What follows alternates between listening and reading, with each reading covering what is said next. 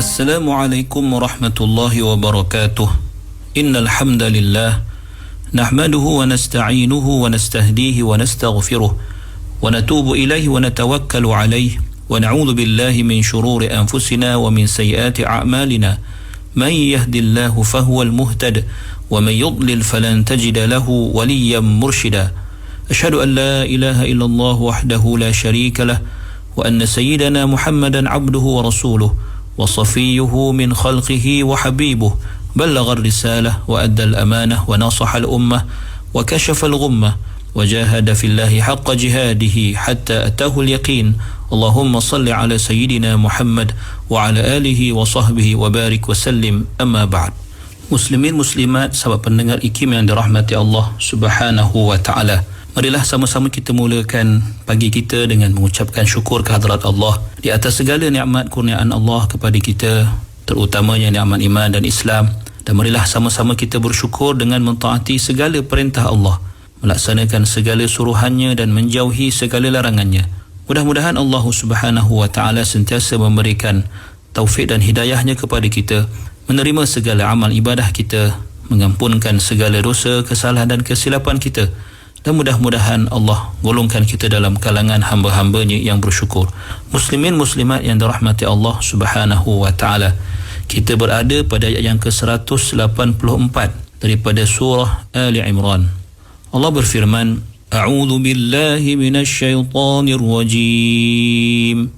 فَإِن كَذَّبُوكَ فَقَدْ كُذِّبَ رُسُلٌ مِّن قَبْلِكَ جَاءُوا بِالْبَيِّنَاتِ وَالزُّبُرِ وَالْكِتَابِ الْمُنِيرِ.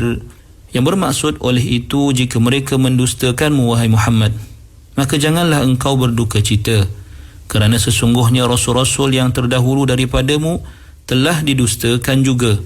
Mereka telah membawa keterangan-keterangan yakni mukjizat yang nyata dan kitab-kitab yakni nasihat pengajaran serta kitab syariat yang terang dan jelas.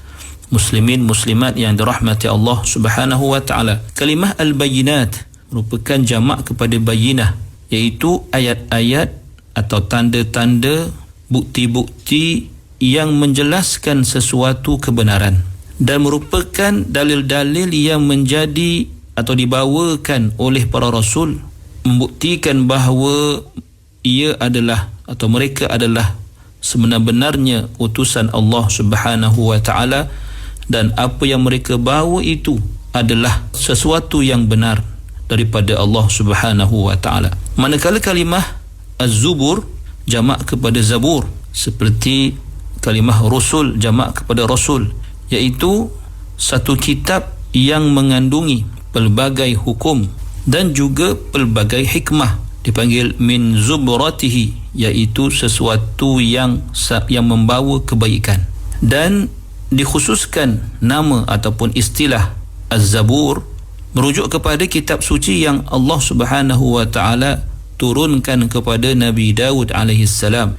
Allah berfirman, wa ataina Dawuda zabura, dan kami telah berikan atau wahyukan kepada Nabi Daud AS kitab suci yang dinamakan sebagai Zabur.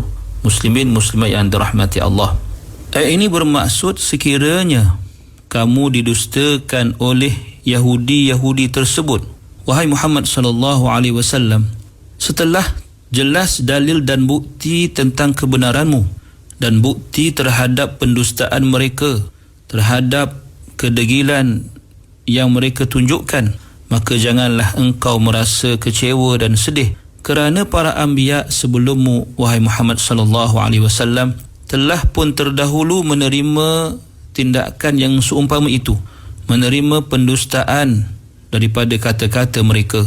Setelah rasul-rasul itu membawakan bukti-bukti, dalil-dalil yang jelas yang menunjukkan kebenaran mereka sebagai pesuruh Allah Subhanahu wa taala, juga setelah dibawakan kepada mereka Az-Zubur, iaitu kitab-kitab suci yang diwahyukan Allah Subhanahu wa taala untuk para rasul itu memberikan nasihat, membimbing manusia, memberikan amaran dan juga galakan.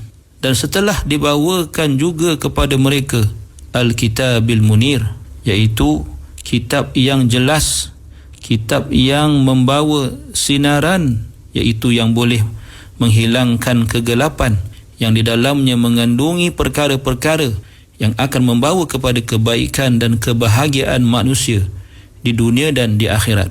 Muslimin muslimat yang dirahmati Allah, seperti sebelum ini, ayat ini juga adalah salah satu ayat yang bersifat tasliyah, bersifat memberikan motivasi kepada baginda Rasulullah sallallahu alaihi wasallam.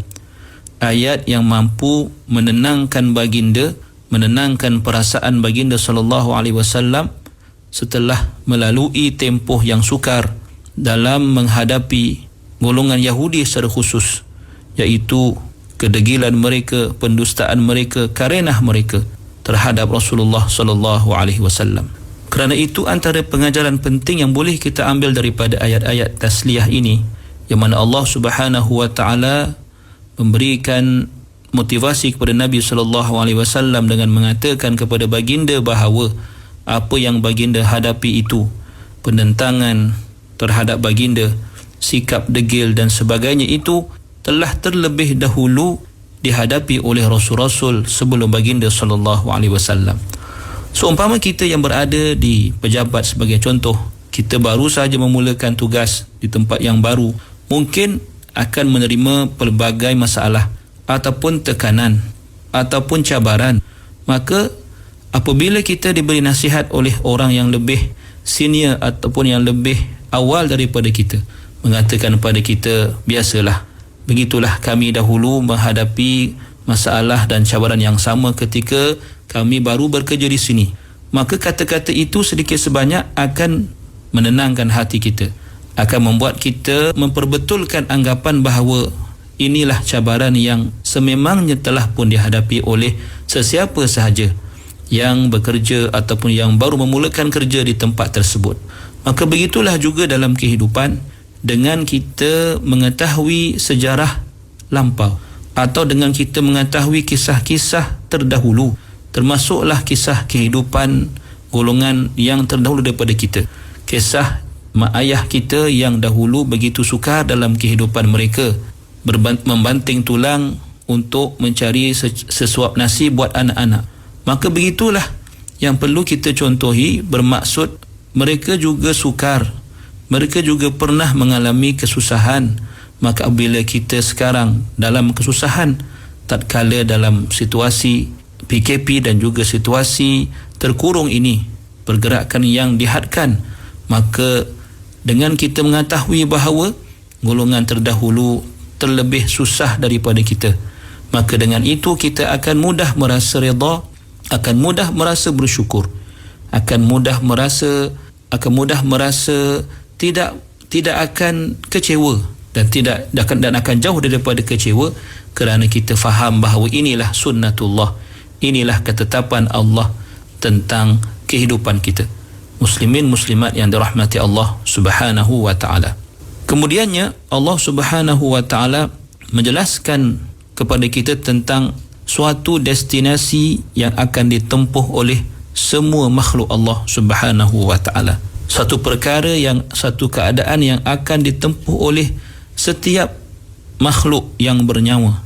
Lalu Allah berfirman dalam ayat yang ke-185 daripada surah Ali Imran ini, yang berbunyi, A'udzu billahi minasyaitonir rajim.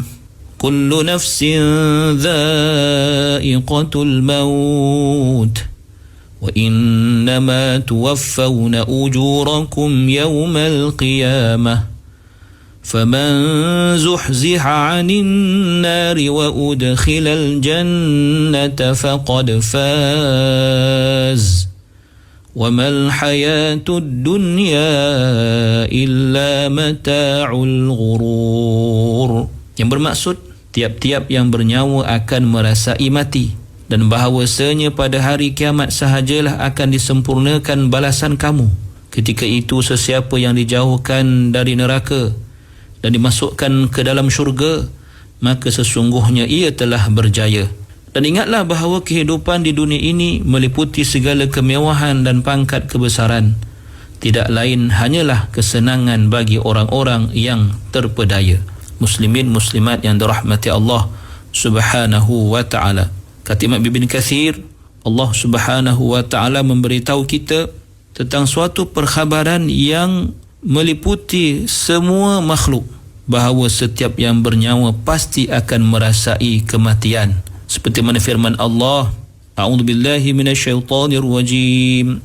Kullu man 'alaiha fan wa yabqa wajhu rabbika dzul jalali wal ikram. Yang bermaksud segala yang ada di muka bumi itu akan binasa dan akan kekallah zat Tuhanmu yang mempunyai kebesaran dan kemuliaan. Suratul Rahman ayat 26 dan 27. Muslimin muslimat yang dirahmati Allah Subhanahu wa ta'ala, sesungguhnya Allah Ta'ala sahajalah Tuhan yang hidup dan tidak akan mati sampai bila-bila, sedangkan jin dan manusia semuanya akan mati. Begitu juga para malaikat, begitu juga para malaikat yang memikul arasy Allah, dan Allah Subhanahu wa ta'ala secara tunggal sahajalah yang akan kekal selama-lamanya. Dan dalam ayat ini Allah Ta'ala menggunakan kalimah dha'iqatul maut daripada kata terbitan az-zauq. Az-zauq bermaksud sesuatu yang dirasa, sesuatu yang boleh dirasa oleh kita, menunjukkan bahawa kematian itu akan dirasai, akan dialami dengan penuh rasa apabila ia akan berlaku. Menunjukkan bahawa kematian itu punya rasa, sama ada rasa pahit jika ia membawa kepada azab, atau rasa manis dan gembira disebabkan apa yang akan berlaku selepasnya berupa ganjaran baik dan juga pahala. Dan disandarkan merasai kematian itu kepada manusia yang dibawa oleh kalimah nafs. Kullu nafsin merujuk kepada ruh, merujuk kepada sesuatu yang dialami secara dalaman oleh manusia. Kerana manusia itu adanya jisim, adanya sesuatu yang bersifat fizikal dan ada sesuatu yang bersifat dalaman, iaitu nafs itu. Maka setelah roh itu kekal, setelah berpisah daripada jasad, maka dialah yang hakikatnya merasai kematian, seperti mana ia juga merasai kehidupan di dunia. Muslimin muslimat yang dirahmati Allah Subhanahu wa ta'ala. Kemudiannya Allah menyatakan lagi, wa innama tuwaffawna ujurakum yawmal qiyamah, bermaksud hanya saja kamu wahai manusia, wahai diri-diri manusia yang akan merasai mati, akan diberikan segala balasan terhadap amal yang kamu kerjakan secara sempurna dan lengkap pada hari kiamat kelak, yang akan membangunkan seluruh manusia yang akan menuju kepada Allah Jalla fi'ula untuk mengalami ataupun untuk jalankan suatu perkara yang pasti akan berlaku, iaitu penghisaban, pengiraan terhadap amal-amal mereka, lalu akan disusuli pula dengan balasan. Bagi yang melakukan kebaikan akan dibalas dengan kebaikan, manakala yang melakukan sebaliknya, iaitu kejahatan, akan dibalas dengan kejahatan. Maka apakah kisah yang seterusnya? InsyaAllah akan kita lihat dalam pertemuan yang akan datang. Aqulu qawli hadha wa astaghfirullahal azim li wa lakum. Wassalamu alaikum warahmatullahi wabarakatuh.